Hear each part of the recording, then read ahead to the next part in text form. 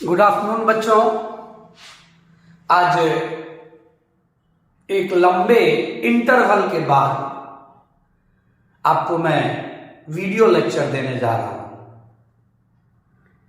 आज का जो वीडियो लेक्चर होगा उसका टॉपिक है ideal gas equation. Dear students, हमारा जो 5th चैप्टर है क्लास 11th का for term 2, that is your states of matter. उस स्टेट्स ऑफ मैटर में जो सबसे इंपॉर्टेंट पॉइंट होता है वो होता है आइडियल गैस इक्वेशन। सबसे पहला क्वेश्चन होता है, द फर्स्ट क्वेश्चन इज कि व्हाट इज आइडियल गैस या what are ideal gas. Actually ideal gas is totally hypothetical. आपको बता दें कि दुनिया में कोई ऐसा गैस नहीं है जो आइडियल हो। ये एक हाइपोथेटिकल कंसेप्ट है। तो आइडियल गैस वो है जो आइडियल गैस इक्वेशन को फॉलो करता। तो नेचुरली जो हमारा दूसरा सवाल आएगा वो ये आएगा कि आखिर आइडियल गैस इक्वेशन है क्या, जिसको फॉलो करने वाला गैस आइडियल गैस कहलाएगा। तो आइडियल गैस इक्वेशन है PV is equal to nRT। आपने पहले भी सुना होगा इस इक्वेशन को कि PV equal to nRT is referred as your ideal gas equation। अब सवाल ये उठता है कि ये जो PV इक्वल टू nRT है, इसमें P क्या है, इसमें V क्या है, इसमें N क्या है, इसमें R क्या है और इसमें T क्या है। P जो है, P is pressure of the gas. P है pressure of the gas, V है आपका volume of the gas, N है आपका amount of the gas. Amount of the gas means actually it is number of moles of the gas. This N is your number of moles of the gas. T is your temperature in Kelvin scale. And R जो है आपका, it is your universal gas constant. R is your universal gas constant. सवाल ये उठता है कि इसको universal gas constant क्यों कहते हैं? Because it is constant for all the gases. जितने भी गैस हो, चाहे वो गैस आपके कार्बन डाइऑक्साइड हो, चाहे वो गैस आपके हीलियम हो, नाइट्रोजन हो, ऑक्सीजन हो, मीथेन हो, इथेन हो, इन सब के लिए ये जो R होगा इसकी वैल्यू कांस्टेंट होगी। नाउ द क्वेश्चन इज कि ये कहां से आया। ठीक है, मैंने आइडियल गैस इक्वेशन लिख दिया, आपने इसको लर्न भी कर लिया, but the main problem is somebody में आस्क यू, आपसे कोई पूछ सकता है कि ये कहां से आता है। तो it comes from your gas laws. ये कहां से आता है? तो it is derived from the gas laws. कहता किस गैस लॉस से हम इसको डिराइव करते हैं। याद रखने के लिए आप सिंपली ऐसे याद रखें, from ABC, from ABC। ABC law भी लिख सकते हैं आप चाहे तो, ABC, और you can say ABC law. अब सवाल उठता है कि एबीसी लॉ क्या है। आपने पढ़ा है A for your Avogadro's law, A for your Avogadro's law, B for your Boyle's law and C for your Charles law. A for your Avogadro's law, B for your Boyle's law, and C for your Charles' law. Now, if we observe the detail of these three laws, यदि हम इस तीनों law के detail को देखें और तब हम ऑब्जर्व करें कि कैसे ये इन तीनों लॉ से ये इक्वेशन डेराइव किया गया।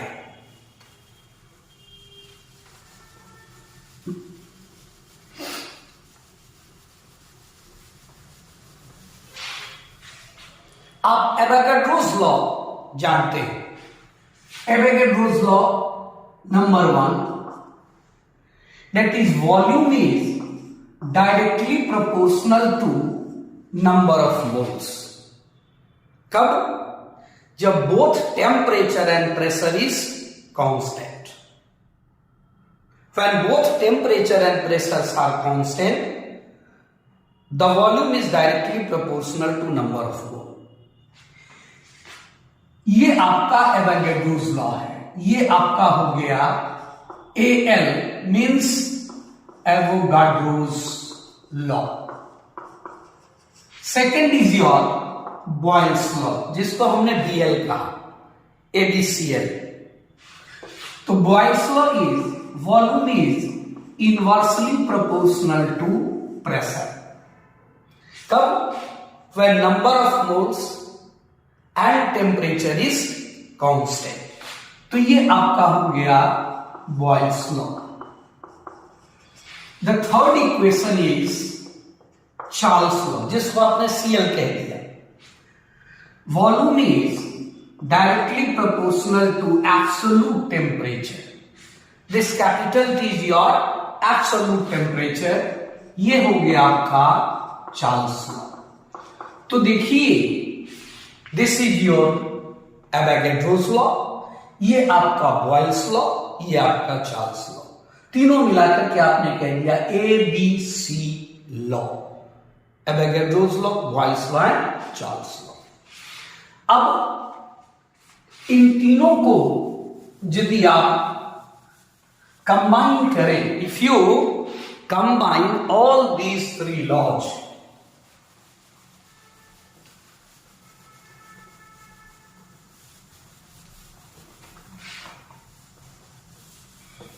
so if we combine all these three laws, तो देखिए एवोगाड्रो लॉ क्या कहता है? Volume is directly proportional to L. Boyle's law क्या कहता है? Volume is inversely proportional to T. और चार्ल्स लॉ क्या कहता है? Volume is directly proportional to T.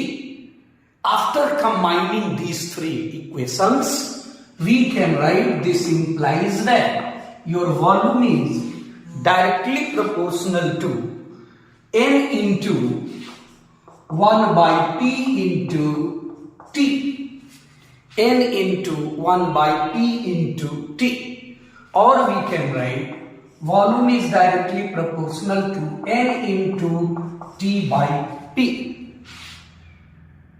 देखिए यहां डायरेक्टली प्रोपोर्शनल है, आप कांस्टेंट ऑफ प्रोपोर्शनैलिटी दे डालिए। It means volume is equal to your nRT by P, और we can write cross multiplication कर दीजिए, it is PV is equal to your nRT। तो देखिए यही आपका जो इक्वेशन है, इसको हम लोग आइडियल इक्वेशन कहेंगे। और जो गैस इस इक्वेशन को फॉलो करेगा वही आपका आइडियल गैस कहलाएगा। नाउ इस PV is equal to nRT में हमने पहले भी कह दिया, P pressure of the gas, V volume of the gas, N that is number of moles of the gas, T temperature in Kelvin scale, and R जो है that is your universal gas constant. अब अगर आपको कोई पूछे कि what is are, मान लीजिए आपको किसी ने पूछ दिया व्हाट इज आर, आर क्या है, तो आप कहोगे कि R is universal gas constant. लेकिन अगर मान लीजिए आपको कोई पूछते how can you define R, ठीक है मैं मान गया कि आर जो है वह यूनिवर्सल गैस कांस्टेंट है, मगर उस आर को आप कैसे डिफाइन करोगे, how can you define this R. तो ये हमारे लिए एक टास्क है कि भाई आर को हम कैसे डिफाइन करें। तो हमारा आइडियल गैस इक्वेशन कहता है PV is equal to nRT। हमें आर डिफाइन करना है, therefore we can write R is equal to PV by N into T। P क्या है, प्रेशर। तो जब P प्रेशर है हमारा, प्रेशर को can we write force per unit area. आप जानते हो कि जो प्रेशर होगा हम प्रेशर को लिख सकते हैं फोर्स पर यूनिट एरिया। तो हमने यहां फोर्स के लिए F लिखा, एरिया के लिए हमने A लिखा। वॉल्यूम जो है area into length, you know the dimension of volume, volume is L Q, area is L square, इसलिए वॉल्यूम को हम लिख सकते थे एरिया इंटू लेंथ। तो ये आपका R है, divided by number of mole into temperature. देखिए ये एरिया और ये एरिया कैंसिल हो गया, जब ये कैंसिल हो गया then we can write R is equal to force into length by N into T। F आपका फोर्स हो गया, L आपका लेंथ हो गया, N आपका नंबर ऑफ मोल हो गया, और T जिसको आप कह रहे हैं that is temperature in Kelvin scale. Now dear student, आप जानते हो कि फोर्स इंटू डिस्टेंस को हम वर्क डन बोलते हैं। डिस्टेंस या डिस्प्लेसमेंट ही यहां लेंथ है, तो we can write R is equal to work done. Force into length के बदले मैंने लिख दिया work done, and number of mole, so it is your मोल।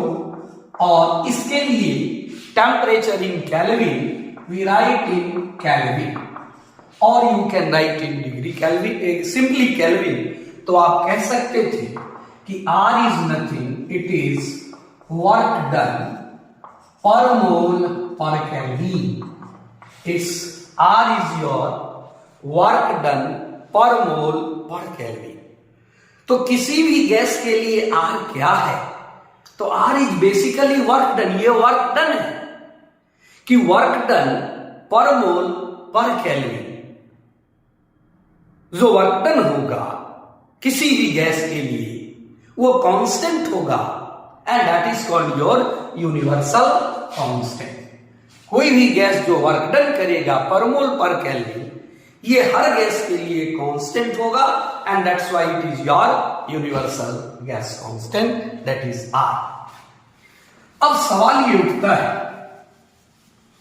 कि भाई इस R का वैल्यू क्या होगा, क्योंकि आप जानते हैं कि हम ऐसा यूनिट लेते हैं, then what will be the value of R in your SI unit.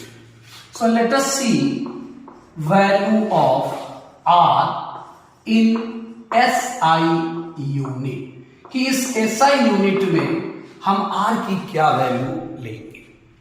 Ideal gas equation हमारा हो गया PV इक्वल टू nRT, यानी हमने लिखा therefore R is equal to pressure into volume, that is PV by N into T। आप जानते हो कि प्रेशर का एक यूनिट होता है एटमॉस्फेयर।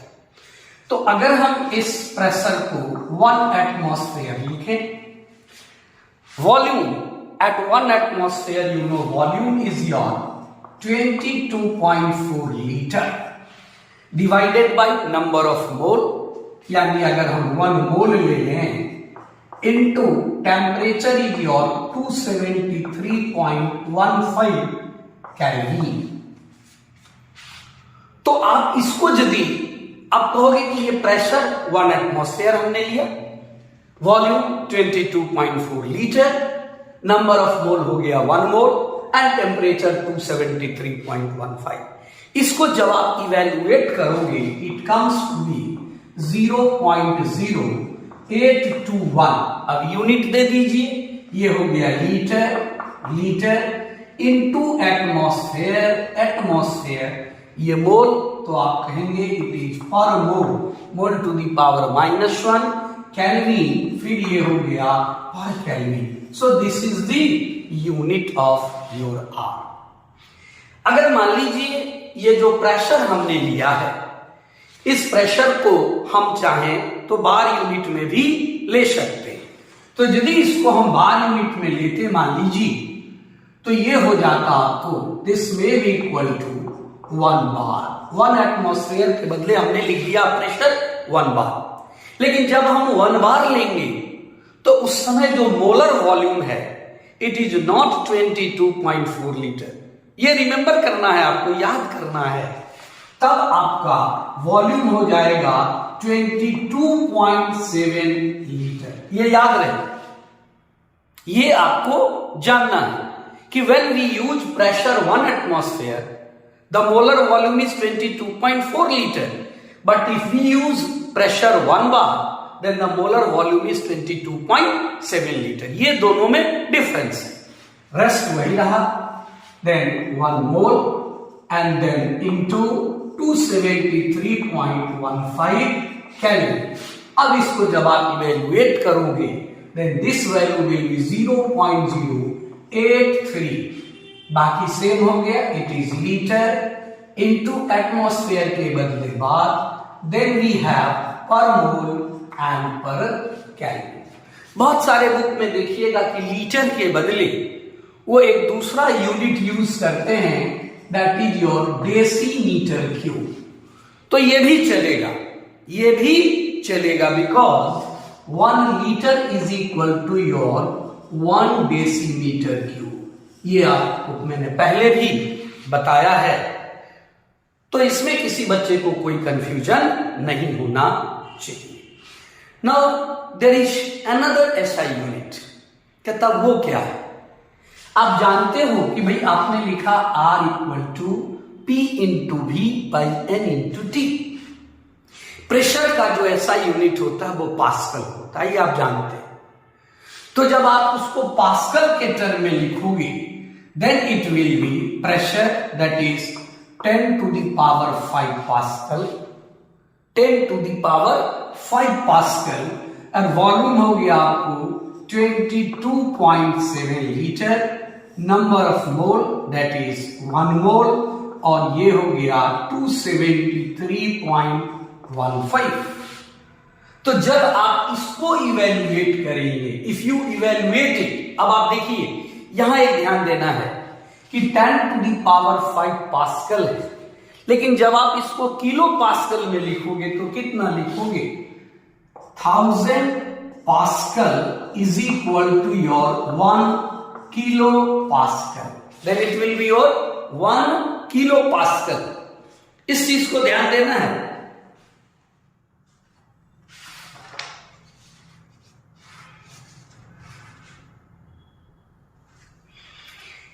को ध्यान देना है। Means we can write 10 to the power 5 pascal is equal to 100 kilo pascal.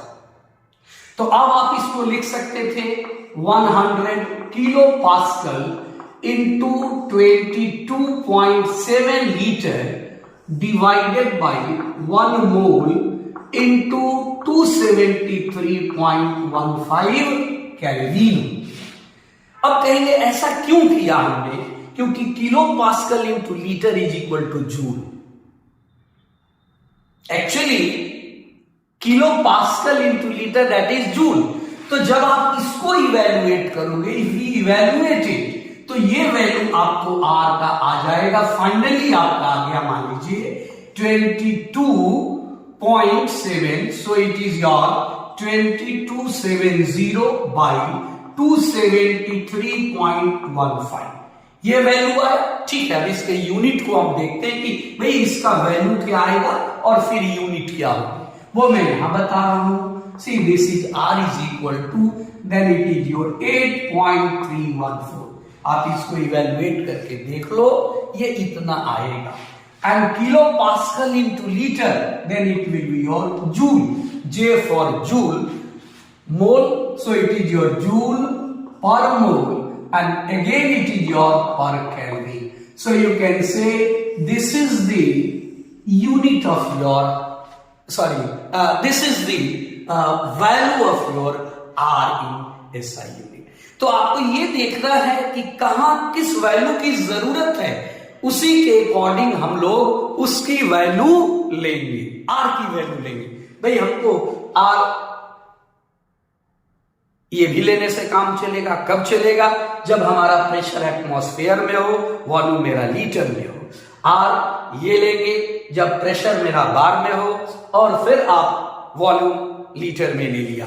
कहता है ये कब होगा, 8.314, जब पर्टिकुलरली थर्मोडायनेमिक्स वगैरह में जब आप एनर्जी कैलकुलेशन करोगे, because you know energy calculation जो होगा ना, वो या तो जूल किलो जूल के टर्म में ही होता है। तो वैसी परिस्थिति में आप इसको यूज करोगे। आई होप कि सारे बच्चे इसको बड़ी आसानी से समझ गए होंगे और इसमें किसी को किसी तरह की दिक्कत नहीं होगी।